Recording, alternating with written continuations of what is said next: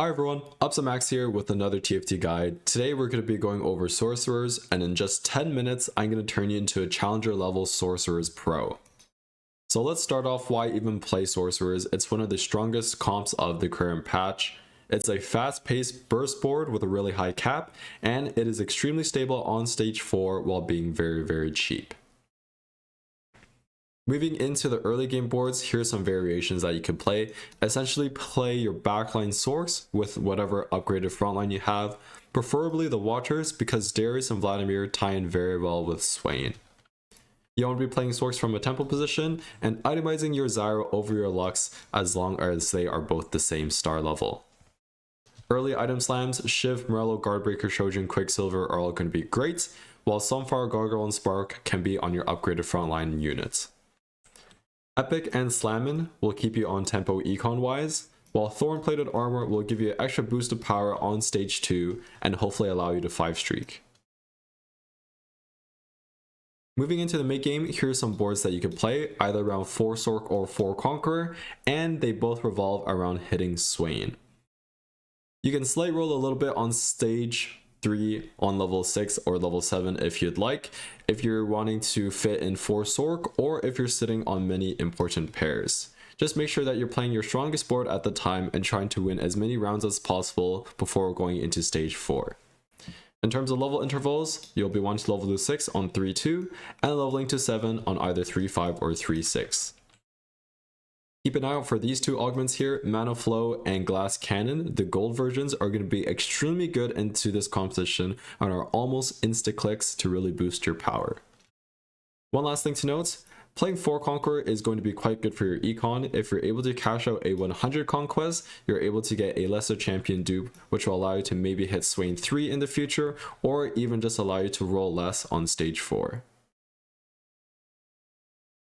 On level 8, stage 4-2 is going to be your main time to make a decision. So essentially our goal is going to be establishing a cheap, stable level 8 board and then trying to go level 9. So our main plan is going to be playing around 6 Sorcerers, plus whatever upgraded frontline we have, whether they are Rebel, whether they are Black Rose, and whether it is going to be Garen 2. I personally think that Black Rose and Rebel are about the same level, and they are both better than Garen. Other players have different opinions, this one is just mine. And in 6 Sorcerers, Swain will always be frontline. Keep an eye out for Rolling for Days and Duo Q on 4-2 to help you hit, and then maybe even cheese a LeBlanc. So the first version, the Rebel Sorc board, if you're rolling down and you hit Illaoi 2, then you can stop rolling, add Illaoi to your board, pair her with an Aurelia, main tank the Illaoi, and then try to go level 9. Still make sure that you're holding Elises on bench for level 9 and not selling those, and then eventually LeBlanc you will be playing over the Lux. The Elise Black Rose board you're going to be wanting to play if you hit Elise 2, Zoe 2, or even a LeBlanc on your roll down, and you have a Swain 2. In this case, you'll be playing 6 Sorcerers plus 2 Black Rose. You'll be wanting to main tank your Swain, and this is a very stable board on 2 stars, and then you could try to go level 9 from here. The last main board you'll be wanting to keep in mind is the Emissary Board, and you'll be playing this if you hit a Garen 2 on your roll down. In this case, you'll be playing 4 Sorc for Emissary, main taking the Garen with HP and resistance items, and then eventually if you hit a LeBlanc, you'll be playing the LeBlanc over the Zoe. In this board specifically, you can then decide whether or not to stay level 8 and roll for Swain 3 Nami 3 if it's possible, if you're contested or not, and if you have a lesser dupe, or if you want to try to push level 9. There's one last board that is going to be conditional on one of these two augments, Greater Moonlight or Moonlight, essentially turning a random 1-cost champion into a 4-star or a 3-star. In this case, we're going to be Greater Moonlighting the Zyra, which means we cannot play a Lux or a Morgana on our board. This means that we can only play 6 Sorc if we have a LeBlanc or if we have a Sorc +1, and the main good thing about this is our main carry is instantly established, which means we just have to put some frontline together and then try to go level 9. If you do not have a LeBlanc or Sorc +1, you'll be playing this bottom board here and playing around the emissaries instead.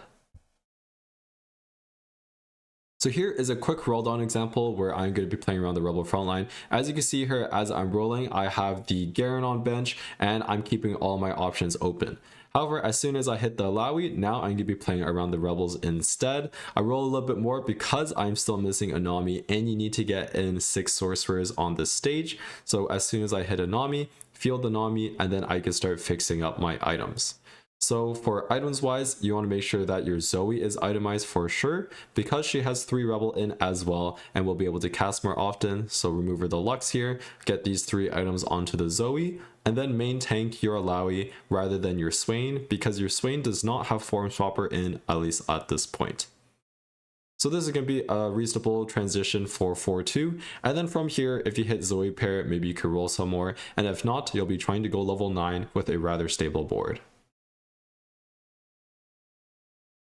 Here is going to be another one. This is one I'll be playing around Black Rose Elise. So same thing, rolling down on stage 4. You see I'm holding the Garens, I'm holding the Elises, I'm keeping all my options open. I even have 2 Irelias in case I hit an Illaoi 2. Here the Illaoi is a little bit too expensive to hold, and then I hit a LeBlanc. So as soon as you hit a LeBlanc, you can play the Black Rose Elise version. I get the LeBlanc in, the Black Rose units, and then itemize your LeBlanc. So I'll be putting the JG Morello Shiv onto the LeBlanc, and then itemizing my Swain in the front line with the Spark, Gargoyle, and the Warmog. So the main part of stage 4 while rolling down is keep all of your options open, and whatever you hit, you play, and then you try to go level 9 from there. Here are going to be your 2 level 9 capped boards. So Mordekaiser is going to be the highest cap for this line outside of any 6 cost. However, you only want to be playing him if you have an Edge of Night or a Quicksilver. If you do not have these items, the Mordekaiser will not be able to function properly, and you should just be playing the 4 form swapper version instead. Cassiopeia is going to be a good +1 in this open board. However, she can be dropped for any 6 costs, and LeBlanc also prefers attack speed items over mana items such as Shojin. Last but not least, make sure you're same siding the LeBlanc and Zoe for maximum damage split from the LeBlanc chains.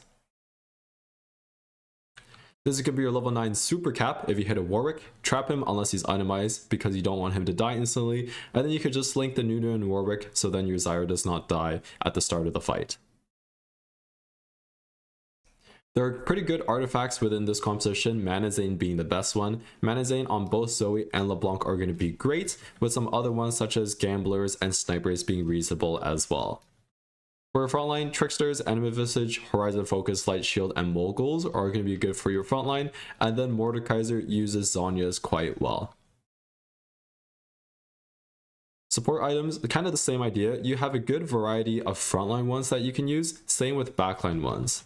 So the backline ones, especially Zeke's, is going to be quite good, and this makes the Zeke's Prismatic Augment that gives you crits quite good as long as you have Jewel Gauntlets to make use of that crit chance.